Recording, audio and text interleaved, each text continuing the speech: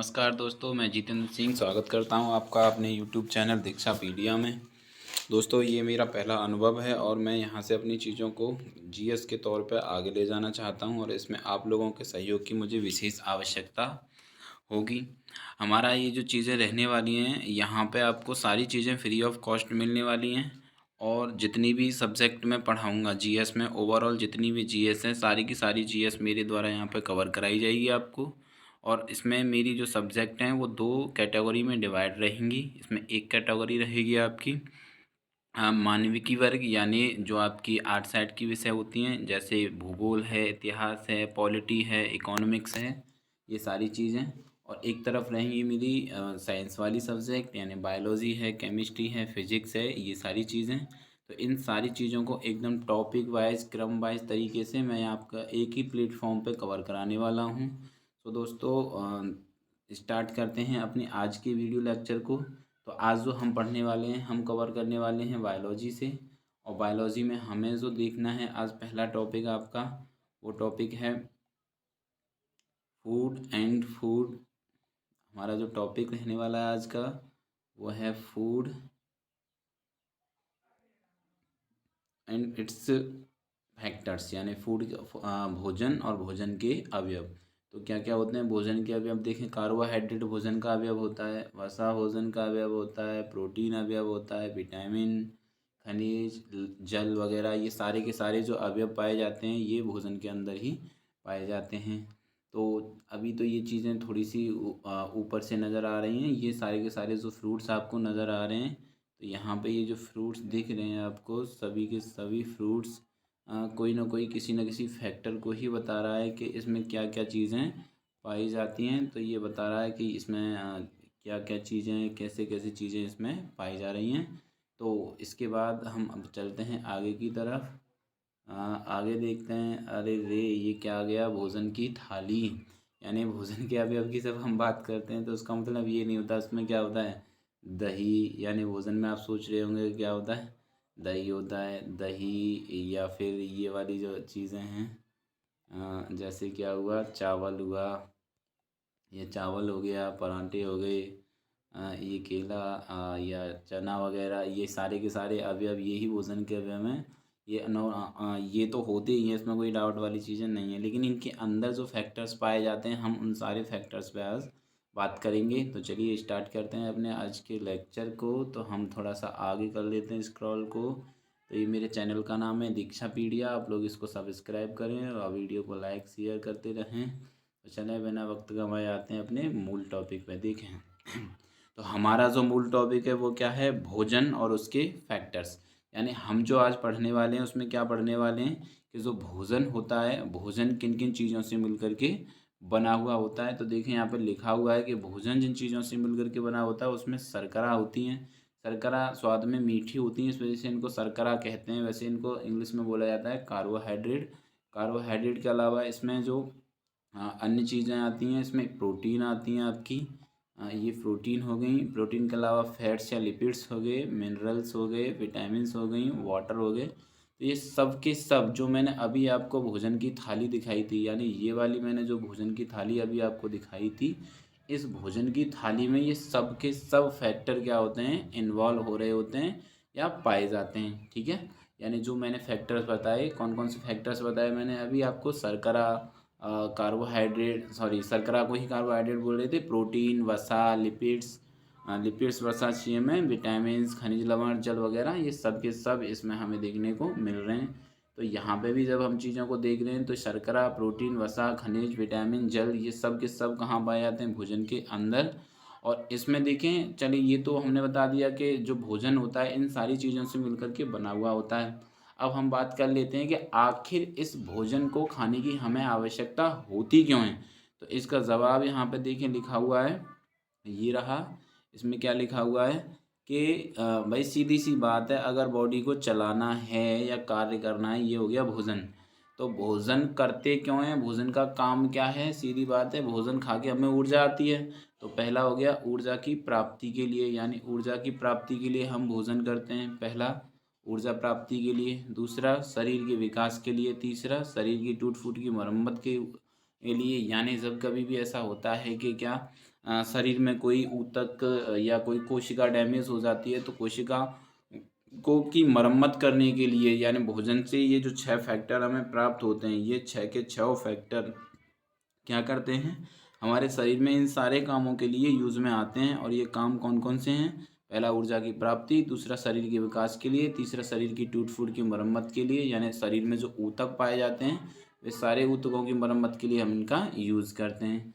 देखिए इनमें ये जो फैक्टर है जल, जल भले ही आपको नज़र आ रहा है इस जगह पे, लेकिन जल यहाँ पे काफ़ी इम्पोर्टेंट फैक्टर है, क्योंकि जल जो होता है इसके बिना तो ये जो खाया है हमने ऊपर के पाँचों चीज़, कौन सी पाँचों चीज़ खाई थी अभी हमने? शर्करा, प्रोटीन, वसा, खनिज, विटामिन वगैरह, ये पाँचों चीज़ इसके बिना काम नहीं कर सकती, इसीलिए जल जो है काफ़ी महत्वपूर्ण फैक्टर है। तो सबसे पहले हम जो बात करेंगे वो जल पे ही करेंगे। तो जल के बारे में जान लेते हैं। तो पहला तो यही है कि शरीर के जो वजन होता है उसका लगभग 65% क्या पाया जाता है बॉडी में? जल होता है। यानी अगर आप लोगों का या आप में से किसी एक का वज़न 100 किलोग्राम है तो उसमें से 65 किलोग्राम क्या है आपके अंदर? पानी पाया जाता है। ठीक है? इसके बाद देखें, ये कोशिका के जल का, यानी आप सेल थ्योरी को जब पढ़ते हैं तो उसमें पाते हैं कोशिका के अंदर एक फ्लूइड भरा हुआ होता है। कोशिका के अंदर क्या भरा हुआ होता है? एक फ्लूइड। तो कोशिका के अंदर जो फ्लूइड होता है उस फ्लूइड के अंदर भी 70% क्या पाया जाता है? अ, जल पाया जाता है। और ये जो फ्लूइड होता है इसको कोशिका द्रव्य कहते हैं। तो कोशिका द्रव्य के रूप में भी हमें जल दिखता है। इसके अलावा जल के कुछ अन्य फंक्शन भी होते हैं, जैसे यहाँ पे आपको नज़र आ रहे होंगे। तो ये इसमें पहला फंक्शन क्या है कि जल जो होता है होमियोस्टेटिस के माध्यम से। अब ये होमियोस्टेटिस क्या है? ये एक ऐसी प्रक्रिया होती है जो वातावरण से तापमान का जो आदान प्रदान होता है उसको होने नहीं नहीं हो पाता इस प्रक्रिया के माध्यम से। यानी जल क्या करेगा कि जल एक ऐसी लेयर बना देगा शरीर के बीच में, वातावरण के बीच में, जो शरीर की ऊष्मा को ना तो बाहर जाने देगा और न बाहर की ऊष्मा को शरीर के अंदर आने देगा। तो ये जो प्रोसेस होता है, ये जो क्रिया होती है, इस क्रिया को हम क्या कहते हैं? इस क्रिया को कहा जाता है होमियोस्टेटिस। तो होमियोस्टेटिस प्रक्रिया के माध्यम से जल क्या करता है? शरीर के ताप का नियंत्रण करता है। यानी शरीर के तापमान को मेंटेन करने का काम क्या करता है? जल करता है। इसके अलावा देखो जल का अगला जो फंक्शन है, जल क्या है? जल एक महान विलायक है। महान विलायक कहने का मतलब क्या है कि जल में लगभग सारी चीज़ें घुल जाती हैं। ये जल क्या है? एक महान विलायक है। तो जल में लगभग सारी चीज़ें घुल जाती हैं। तो शरीर के जो वेस्ट मटेरियल होते हैं, यानी उत्सर्जी पदार्थ, कौन कौन से उत्सर्जी पदार्थ होते हैं? जैसे यूरिन होता है हमारा, यूरिन एक उत्सर्जी पदार्थ है। यूरिन के अलावा और क्या होता है आपका? मोम होता है, वैक्स कहते हैं जिसको, ये हो गया वैक्स। वैक्स के अलावा और क्या होता है? स्वेड होता है, यानी पसीना वगैरह जो होता है, ये सब के सब क्या होते हैं? वेस्ट पदार्थ मटेरियल होते हैं। तो जल इन सब को अपने में घोल करके बॉडी से इनको बाहर निकालने में क्या करता है? सहायता करता है। तो यही लिखा हुआ है कि जल एक महान विलायक है और उत्सर्जन में क्या होता है? ये सहायक होता है। और जब हम अगले फंक्शन की बात कर रहे हैं जल के कि अगला फंक्शन क्या है जल का, तो जल जो होता है ये किसके माध्यम से? एंजाइम्स के माध्यम से। ये एंजाइम के लिए अच्छा वातावरण तैयार करता है। यानी डाइजेशन सिस्टम को जब आप पढ़ते हैं तो उसमें पाते हैं कि एक एंजाइम पाया जाता है लार में और इसका नाम क्या है? Ptyalin enzyme. कौन सा एंजाइम है लार में? टाइलिन। तो टाइलिन नाम का ये जो एंजाइम है, ये टाइलिन एंजाइम लार में पाया जाता है, लेकिन ये तभी ही काम करता है जब मुंह में पर्याप्त नमी होगी।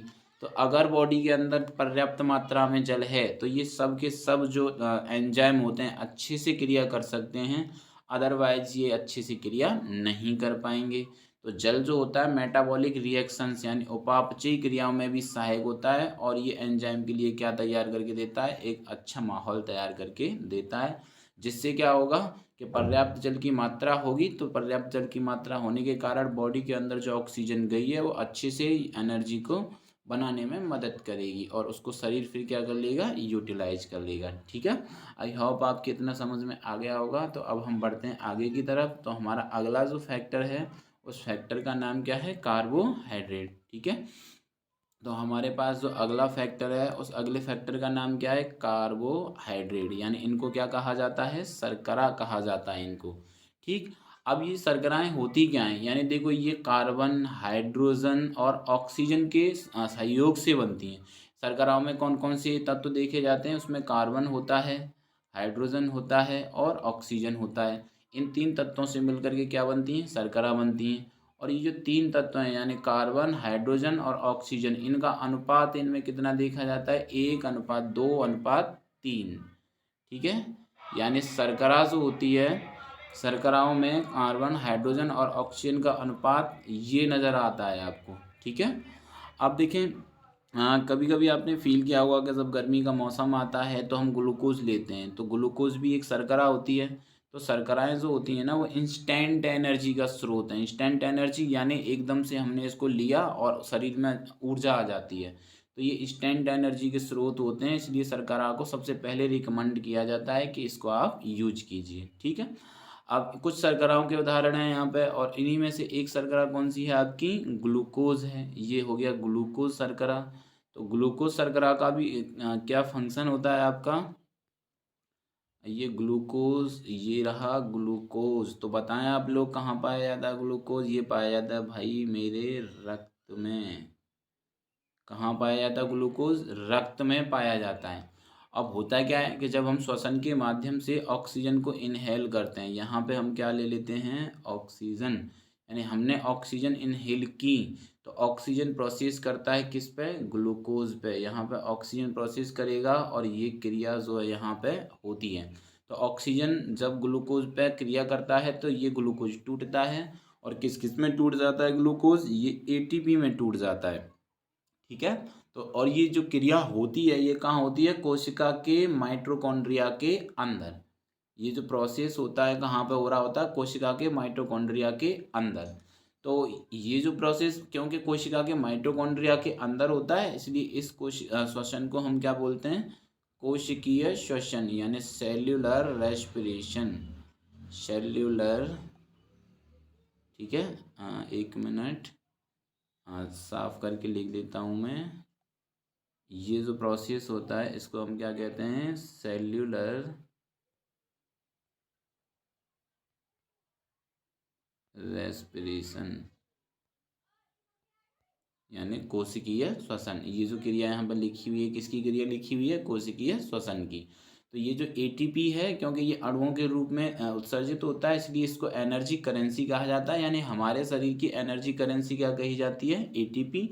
और जब ये एटीपी बदल जाती है, ये चेंज इनटू लिखा हुआ है, जब एटीपी एडीपी में टूटती है, एटीपी का मतलब होता है एडिनोसिन ट्राईफॉस्फेट, तो इस प्रक्रिया में क्या होता है? बहुत बड़ी मात्रा में क्या निकलती है? ऊर्जा निकलती है।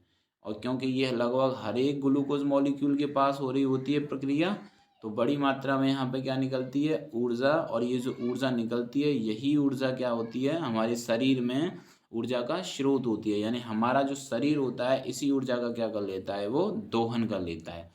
अब देखें, कभी कभी क्या होता है कि अगर ब्लड में ग्लूकोज का लेवल क्या हो जाता है? बढ़ जाता है। ब्लड में ग्लूकोज का लेवल बढ़ गया, तो ग्लूकोज का लेवल बढ़ने से एक बीमारी हो जाती है जिसको हम क्या कहते हैं? मधुमेह। क्या कहा जाता है इसको? मधुमेह कहा जाता है। मधुमेह कहने का मतलब क्या है? डायबिटीज़। इसको डायबिटीज़ बोलते हैं हम। तो ये डायबिटीज़ होता क्यों है? तो देखें, जब ग्लूकोज का लेवल बढ़ जाता है ब्लड के अंदर, और ये ऐसा होता क्या है? क्योंकि ब्लड में एक हॉर्मोन्स रिलीज करती है पेनक्रियास नाम की एक ग्लैंड, इसका नाम है इंसुलिन। क्या नाम है इसका? इंसुलिन। तो ये जो इंसुलिन नाम का हार्मोन जो है रिलीज किया जाता है किसके द्वारा? पैनक्रियाज के द्वारा। तो इंसुलिन क्या करता है? ग्लूकोज की मात्रा को मेंटेन करता है कहाँ पे? ब्लड के अंदर। अब देखो, जब ये इंसुलिन रिलीज हो जाता है, अब वायदा भी किसी की बॉडी में इंसुलिन रिलीज होना बंद हो गया, तो उसकी बॉडी में क्या हो जाएगा? ग्लूकोज की मात्रा बढ़ जाती है। ठीक है, तो इस बीमारी को ही हम मधुमेह कह देते हैं। लेकिन इसको नेचुरली कंट्रोल कौन कर रहा होता है? ग्लूकोज के लेवल को ये इंसुलिन नाम का हार्मोन्स जो है ये कंट्रोल कर रहा होता है। ये इंसुलिन नाम का जो हार्मोन है ये क्या कर रहा है? इसको कंट्रोल कर रहा है। ठीक है, तो अब देखो होगा क्या कि कभी कभी जब ज़्यादा हो जाता है ब्लड में, तो ये इंसुलिन क्या करता है? इस ग्लूकोज को बदल देता है किसमें? ग्लाइकोजन में, जो एक पॉलीसेकेराइड का उदाहरण है ग्लाइकोजन। तो जंतुओं में शर्करा जो होती है ना, वो ग्लाइकोजन के रूप में होती है, और वनस्पतियों में जो अतिरिक्त शर्करा होती है वो स्टार्च के रूप में होती है। तो इन दोनों फैक्ट्स को आप लॉक कर लेना अच्छे से, कि जंतुओं में अतिरिक्त शर्करा किसके रूप में पाई जाती है, यानी अतिरिक्त भोजन ग्लाइकोजन के रूप में, और वनस्पतियों में अतिरिक्त भोजन किसके रूप में पाया जाता है, स्टार्च के रूप में पाया जाता है। तो ये काम कौन कर रहा होता है ग्लाइकोजन पे, इंसुलिन काम कर रहा होता है। तो वनस्पतियों पे अभी हम सेपरेटली देखेंगे कि वहाँ ऐसी क्या चीज़ें रही हैं। तो अब बढ़ते हैं हम आगे। देखो यहाँ पे मैंने अभी ये प्रोसेस बताया था आपको कि ग्लाइकोजन जंतुओं में क्या होता है कि इंसुलिन ने क्रिया की ग्लूकोज पे, तो उसको किस में बदल दिया, ग्लाइकोजन में। अब इस ग्लाइकोजन को कहाँ स्टोर कर लिया जाएगा, लीवर के अंदर और जो मसल्स होती हैं उनके अंदर। यानी मान लो हमने क्या खाया, आलू खाया, स्टार्च खाया हमने, उस पर टाइलिन ने क्या की, क्रिया की। टाइलिन ने क्रिया की तो उसको माल्टोज शुगर में बदल दिया, ये माल्टोज शर्करा में बदल देता है, और माल्टोज फिर टूट जाता है किसमें, ग्लूकोज में। ठीक है, तो ग्लूकोज एक मोनोसैकेराइड का उदाहरण है। तो टाइलिन ने जब क्रिया की तो इसको किस में बदल दिया, टाइलिन ने ग्लूकोज में एट लास्ट। अब ये जो ग्लूकोज है, अब इस पे क्या होगा, क्रिया करेगा इंसुलिन, और ये जो क्रिया होगी इसको हम क्या कहेंगे, ग्लाइकोजिनेसिस। ये प्रोसेस क्या कहा जाएगा, ग्लाइकोजिनेसिस। तो ये जो ग्लाइकोजिनेसिस की क्रिया होती है, इसी के माध्यम से जो ग्लूकोज होता है किस में बदलता है, ग्लाइकोजन में, और ये ग्लाइकोजन जा करके कहाँ स्टोर हो जाता है, लीवर के अंदर और मसल्स के अंदर स्टोर हो जाता है। अब देखो कभी कभी क्या होता है कि जब हम लोगों ने उपवास रखा हुआ होता है, तो उपवास के दिनों में क्या होता है, ये जो प्रोसेस है ये रिवर्स कर जाता है। यानी उपवास के दिनों में या जब हम खाना ना खाएं, तो खाना ना खाने वाली स्थितियां जब आती हैं, तो वो जो ग्लूकोज में बदल गई थी चीज़ें, यानी वो जो ग्लूकोज में चीज़ें ग्लाइकोजन में चीज़ें बदल गई थी। और क्या बदला था ग्लाइकोजन में, ग्लूकोज ही तो बदला था। तो ये स्टोर कहाँ पे था, लीवर के अंदर और मसल्स के अंदर। तो अब जब हम खाना नहीं खाते हैं, तो ये जो ग्लूकागॉन नाम का एक हार्मोन होता है जो एक प्रोसेस कराता है, जिसका नाम क्या है, ग्लाइकोजिनोलाइसिस। तो ये ग्लाइकोजिनोलाइसिस नाम की क्रिया होती है, और ये जो ग्लाइकोजन होता है फिर से किस में बदल जाता है, ग्लूकोज में। इस वजह से उपवास के दिनों में भोजन की आपूर्ति का काम जो करता है वो ये ग्लाइकोजन ही करता है। तो इस तरीके से जीवों में ये चीज़ें रहती हैं। सेम केस में देखो पौधों में, पौधों की जो प्रोसेस आपको दिखती है, पौधों में क्या होता है, कार्बन डाइऑक्साइड और सनलाइट क्लोरोफिल की प्रेजेंस में दोनों की दोनों क्या करेंगी, प्रोसेस करेंगी। ये ग्लूकोज बन जाता है, और ग्लूकोज बाद में पॉलीसैकेराइड यानी स्टार्च में क्या होता है, बदल जाता है, और इसमें ऑक्सीजन मुक्त होती है और पानी बनता है आपका। ठीक है, यानी ये वही क्रिया होती है। कहते हैं ना हम लोग के पौधे क्या करते हैं, कार्बन सिंक करते हैं, यानी कार्बन को लेकर के O2 रिलीज करते हैं। तो ये होता है वो फोटोसिंथेसिस वाला रिएक्शन, और इसमें क्या बन जाता है, भोजन, स्टार्च। तो अब ये जो स्टार्च यहाँ पे बना हुआ है, तो दोस्तों ये जो स्टार्च यहाँ पे बना हुआ है, ये वाला स्टार्च क्या होगा आपका, जाकर के स्टोर हो जाएगा। अब ये स्टोर्ड फूड ऑर्गन कौन कौन से होते हैं, यानी पौधे के अंदर स्टार्च बन गया अतिरिक्त।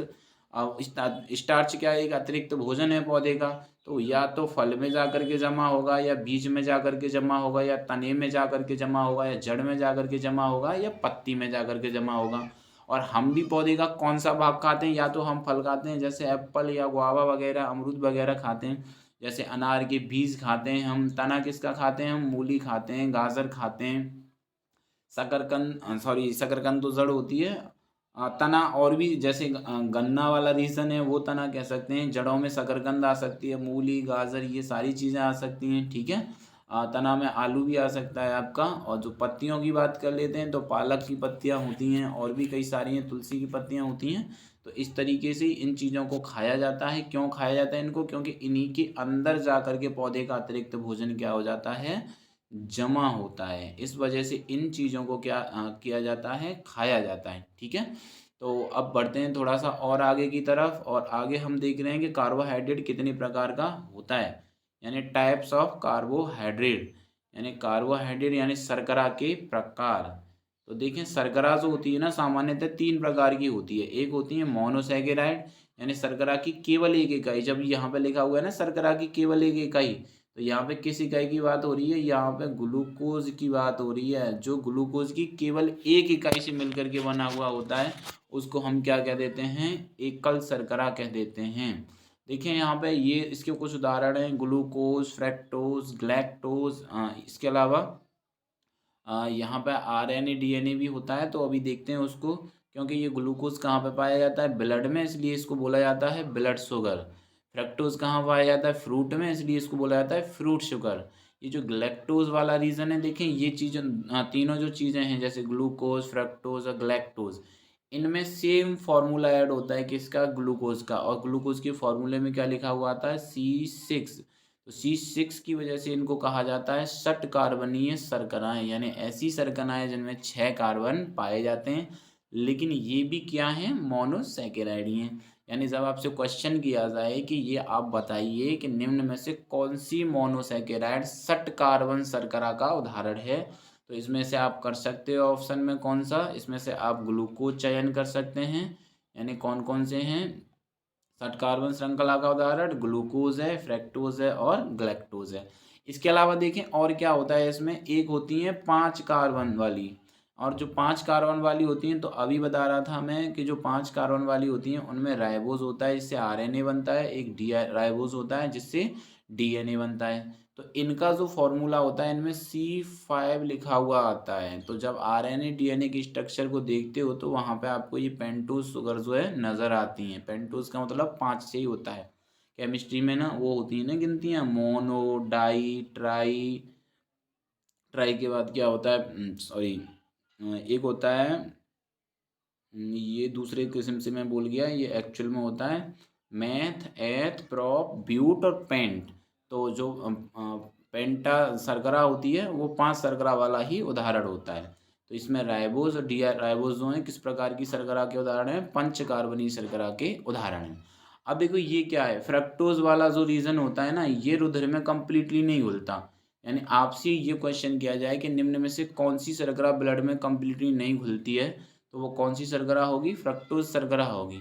और इसकी ज़्यादा मात्रा अगर हमने ले ली, तो ज़्यादा मात्रा लेने पे क्या होगा, बॉडी इसको पचाएगी नहीं, यानी पाचन तंत्र के माध्यम से ये बाहर कर दी जाती है। इसलिए क्या होता है कि जो डायबिटीज़ वाले मरीज़ होते हैं उनको सलाह दी जाती है कि आप फल खाइए, आप फ्रक्टोज शर्करा को लीजिए, क्योंकि फ्रक्टोज शर्करा इतनी जल्दी डाइजेस्ट नहीं होता है। ठीक है, तो आई होप आप लोगों की समझ में आ गया होगा। ये हो गया एक टाइप शर्करा का। अब आते हैं हम दूसरे टैब पे। तो जो हमारी शर्करा का दूसरा टैब है उसमें कौन सा टैब है, डाईसैकेराइड। यानी ये हो गया डाईसैकेराइड, यानी दो मोनोसैकेराइड। दो मोनोसैकेराइड यानी का मतलब एक ग्लूकोज प्लस एक ग्लूकोज से मिलकर के जो बना हुआ होता है उसको हम क्या कह देते हैं, डाईसैकेराइड कह देते हैं। और इसका उदाहरण क्या है, लैक्टोज इसका सबसे अच्छा उदाहरण है। ठीक है, और ये जो लैक्टोज नाम की शर्करा है कहाँ पाई जाती है, दूध में पाई जाती है। लैक्टिक एसिड इसी शर्करा आंत से मिलकर के बनता है। तो ये जो लैक्टोज नाम की शर्करा है दूध में पाई जाती है, इसलिए इसको मिल्क शुगर या दुग्ध शर्करा भी कह देते हैं। ठीक है, और ये जो लैक्टोज शर्करा है इसमें दो अणु होते हैं, एक तो ग्लूकोज का होता है, एक ग्लैक्टोज का होता है, तब जा करके क्या बनता है, लैक्टोज आपका बनता है। दूसरा इसका उदाहरण क्या है यहाँ पे, दूसरा उदाहरण है माल्टोज शर्करा। तो माल्टोज शर्करा में कौन किस किस के अणु होंगे, एक ग्लूकोज का दूसरा भी ग्लूकोज का, तब जा करके बनता है ये माल्टोज, और इसको बोलते हैं माल्ट शुगर। ठीक है, ये जो माल्टोज शर्करा है कहाँ पाई जाती है, ये अंकुरित बीजों में। अंकुरित बीज कहने का मतलब जैसे मूंग की दाल को जब हम गला के रखते हैं शाम को, और सुबह में जब वो थोड़ा थोड़ा अंकुरण करने लग जाए या चना अंकुरण करने लग जाए, तो उनमें जो शर्करा पाई जाती है वो कौन सी शर्करा होती है, उनमें पाई जाती है माल्टोज शर्करा। ठीक है, और तीसरी जो शर्करा है उसका नाम क्या है, सुक्रोज। सुक्रोज कहाँ पाया जाता है, गन्ने के रस में पाया जाता है। अब गन्ने के रस में पाया जाता है, इस वजह से इसको बोलते हैं कैन शुगर। ठीक है भाई, अब देखें इसके बाद ये वाली जो शर्करा होती है सुक्रोज शर्करा। तो सुक्रोज शर्करा किस किस से मिलकर बनी होती है, इसमें ग्लूकोज का एक अणु होता है, फ्रक्टोज का एक अणु होता है, तब जा करके हमारी कौन सी शुगर बनती है, केन शुगर बनती है। ठीक है, तो ये दो प्रकार की शर्कराएं हो गई। अब आ रहे हैं हम तीसरे शर्करा के प्रकार पे, और जो हमारी तीसरी शर्करा का प्रकार है उसका नाम क्या है, पॉलीसैकेराइड। तो ये कई सारे मोनोसैकेराइड से मिलकर के बना होता है, यानी इसमें glucose plus galactose plus lactose ऐसे करके कई सारे इसमें क्या होते हैं आपके मोनोसैकेराइड से मिलकर के बने होते हैं, यानी सिंगल यूनिट ऑफ कार्बोहाइड्रेट से मिलकर के जो बनते हैं और काफ़ी हद तक जुड़ते चले जाते हैं, जुड़ते चले जाते हैं, उनको क्या कहते हैं, पॉलीसैकेराइड कहते हैं। और इसका सबसे बेहतरीन जो उदाहरण है, इसका सबसे बेहतरीन उदाहरण है आपका क्या, सेल्यूलोज। ठीक है, तो सेल्यूलोज होता है किसका पॉलीमर होता है, ये ग्लूकोज का। इसमें बहुत सारी ग्लूकोज की इकाइयाँ समाहित होती हैं, और एक बहुलक का क्या करते हैं ये निर्माण। देखिए बहुलक और एकलक में क्या अंतर होता है, जैसे जब हम लिखते हैं ना कि C2H4, तो ये जो C2H4 होता है इसको बोलते हैं हम नॉर्मली एथिलीन कहते हैं। और जब यही एथिलीन में के बहुत सारे अणु ऐड हो जाते हैं, यानी यहाँ पे अगर हम C2H4 लिख दिए हैं और इसी C2H4 पे हम यहाँ होल पे N लगा दें इस तरीके से, तो ये जो एथिलीन है ना अब ये बन जाता है प्लास्टिक। तो यहाँ तक तो ये सिंगल अणु था, अब जब ये N जब हमने लगा दिया, N का मतलब होता है नंबर ऑफ मिलियंस, कुछ भी हो सकता है, बहुत सारे नंबर्स। तो ये जो N होता है ना, जब ये अणु इसमें ऐड हो जाएंगे तो हम इसको पॉलीमर कह देंगे। तो जब हमने यहाँ बोला है कि सिंगल यूनिट तो ग्लूकोज होगा, और ग्लूकोज के जब कई सारे अणु इसमें आकर के मिल जाएंगे तो ये जो किसका निर्माण हो जाएगा, ग्लूकोज के एक पॉलीमर का यानी बहुलक का। और उसका नाम क्या है, उसका नाम है भाई सेल्यूलोज। ठीक है, तो सेल्यूलोज किसका बहुलक होता है, ग्लूकोज का बहुलक होता है। ठीक है, अब देखिए थोड़ा सा और देखते हैं कि जो रिमेनिंग एनिमल्स होते हैं, यानी ऐसे जानवर जो क्या करते हैं, जुगाली करते हैं, यानी जुगाली करने वाले पशु, तो इनमें क्या होता है, सेल्यूलोज का पाचन हो जाता है। अब सोच रहे होंगे ये जुगाली क्या होता है, तो ये जो पशु होते हैं, जैसे आपने बहुत सारे पशु देखे होंगे जो मुंह चलाते रहते हैं और झाग फेंकते रहते हैं, तो उसको बोलते हैं जुगाली करना। तो जुगाली करने वाले पशु क्या करते हैं, सेल्यूलोज को पचा जाते हैं। जैसे इनके कुछ उदाहरण हैं गाय, भैंस, ऊँट एक्सेट्रा। इस तरीके के जो जानवर होते हैं इनमें ये क्षमता पाई जाती है।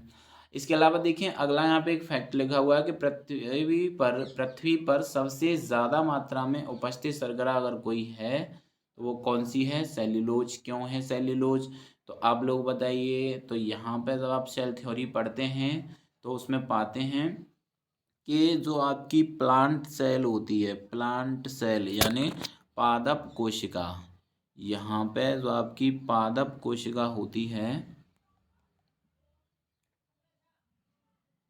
पादप कोशिका, ठीक है, तो ये जो पादप कोशिका होती है ना, इस पादप कोशिका का निर्माण किससे होता है, सेल्यूलोज से होता है। इसलिए पृथ्वी पर सबसे ज़्यादा मात्रा में क्या पाई जाती है, सेल्यूलोज, क्योंकि पृथ्वी पर बहुत सारे पादप यानी पौधे हैं, और पौधे अरबों खरबों कोशिकाओं से मिलकर के बने होते हैं। इसलिए सेल्यूलोज क्या पाया जाता है, सबसे ज़्यादा पाया जाता है, क्योंकि पौधे की हर कोशिका में सेल्यूलोज आपका उपस्थित होता है। ठीक है, अब देखें इसका अन्य उदाहरण भी हैं, जैसे ये लिखा हुआ है इस जगह पे, स्टार्च भी इसी का उदाहरण है। किसका उदाहरण है स्टार्च, मंड कहते हैं जिसको, इसमें आलू और अनाज में पाया जाता है। ग्लाइकोजन, जिसके बारे में मैंने आपको शुरुआत में बताया था वीडियो की शुरुआत में कि ये भोजन क्या होता है, मानव शरीर या जंतुओं का अतिरिक्त भोजन पाया जाता है, तो इसको हम क्या कह देते हैं, ग्लाइकोजन कह देते हैं। ठीक है, तो ये सब भी इसी के उदाहरण ट्राइसैकेराइड के। अब आते हैं हम थोड़ा सा और आगे और देखते हैं कि फंक्शन क्या होते हैं शर्करा के, यानी शरीर के अंदर शर्करा जो है क्या क्या काम करती है। तो देखें शर्करा के काम इस जगह पे लिखे हुए हैं, तो क्या क्या काम है शर्करा के, तो इसमें पहला जो काम है शर्करा का वो क्या है, तो शर्करा ये त्वरित ऊर्जा के स्रोत होते हैं। जैसा कि मैंने आपको बताया था शुरुआत में ही कि इनको खाते ही क्या होता है, एनर्जी आती है। जैसे ग्लूकोन डी आपने पिया और पीने के बाद तुरंत ऊर्जा आ जाती है, तो इसको बोलते हैं इंस्टेंट एनर्जी सोर्सेस। तो ये त्वरित ऊर्जा के स्रोत होते हैं पहला। दूसरा क्या है, कीटों के बाह्य आवरण एक्सोस्केलेटल का निर्माण काइटिन शर्करा से होता है। यानी आपने सुना होगा कि काइटिन नाम की भी एक शर्करा पाई जाती है, और ये हेट्रोपॉलीसैकेराइड है। ठीक है, अब ये सोच रहे होंगे कि ये हेट्रोपॉलीसैकेराइड क्या, पॉलीसैकेराइड भी दो प्रकार के होते हैं, एक है होमोपॉलीसैकेराइड और एक हेट्रोपॉलीसैकेराइड। तो जो होमो होते हैं वो तो सेम सेम प्रकार के अणु मिल करके उसका निर्माण करते हैं। जब हम हेट्रो की बात करते हैं तो उसमें मान लो एक ग्लूकोज का आ गया, एक गलैक्टोज का आ गया, एक फ्रक्टोज का आ गया, इस तरीके से अलग अलग प्रकार के अणु मिल करके इस प्रकार की शर्कराओं का निर्माण करते हैं। ठीक है, तो ये एक हेट्रोपॉलीसैकेराइड का क्या है, उदाहरण है। अब देखें और थोड़ा सा हम इसके फंक्शन पे बात करें तो अगला जो फैक्ट है यहाँ पे क्या है, पौधे की कोशिका भित्ति के निर्माण में, ये मैंने अभी बताया था, सेल्यूलोज का क्या होता है, योगदान होता है। आरएनए डीएनए के निर्माण में भी कोशिका योगदान देती है, अभी बताया था। पेंटोज शुगर कहाँ पाया जाता है, आरएनए में, और कहाँ पे पाया जाता है आपका, डीएनए में। तो आरएनए और डीएनए में जो शुगर पाया जाता है वो भी शर्करा ही होती हैं। ठीक है, अब इसके अलावा देखें और अगला फैक्ट क्या है यहाँ पे कि ये जो शुगर होती है इनमें डी ग्लूकोज यानी ग्लूकोज को जब आप देखते होंगे पैकेट पे तो एक पर लिखा हुआ होता है एल और एक पर लिखा हुआ होता है डी। इसमें ये जो डी ग्लूकोज है, डी ग्लूकोज सबसे अधिक महत्वपूर्ण शर्करा कही जाती है। और जब भी हम इंस्टेंट एनर्जी में यूज करते हैं ना तो इसी डी ग्लूकोज का यूज करते हैं, ठीक है। इसके अलावा फ्रक्टोज सबसे मीठी प्राकृतिक शर्करा होती है और ये कहाँ पाई जाती है, फ्रूट्स में यानी फलों में। इस वजह से इसको क्या कहते हैं, फ्रूट शुगर भी कह देते हैं, ठीक। इसके अलावा अगली जो शर्करा है यहाँ पे फ्रक्टोज के साथ साथ एक सैकरीन नाम की शर्करा है जो फ्रक्टोज से भी कितने गुना मीठी होती है, 235 गुना मीठी। लेकिन ये नेचुरल शर्करा ना होकर के किस प्रकार की शर्करा है, कृत्रिम शर्करा है, ठीक है। तो आज हमने इन शर्कराओं के बारे में जाना। तो यहाँ तक आपका कोई भी डाउट है या कोई भी क्वेरी है तो आप कमेंट में मुझे लिख सकते हैं। बाकी आपकी जो भी सलाह हैं सुझाव हैं उन्हें भी आप दे सकते हैं और महत्वपूर्ण सलाह सुझावों को मैं अपने इन वीडियोस में इन्वॉल्व करने की कोशिश करूँगा और इम्प्लीमेंट भी करूँगा। तो आज के लिए हम इतना ही रहने देते हैं। अगर आपको वीडियो अच्छी लगी हो तो वीडियो को शेयर कीजिए, चैनल को सब्सक्राइब कीजिए, लाइक कीजिए और ज़्यादा से ज़्यादा अपने दोस्तों में और फ्रेंड ग्रुप्स में इसको शेयर कीजिए। तो आज के लिए इतना ही रहने देते हैं। Good day. हंसते रहें, खेलते रहें, मुस्कुराते रहिए, मस्त रहिए। तो गुड डे अगेन, ठीक है भाई।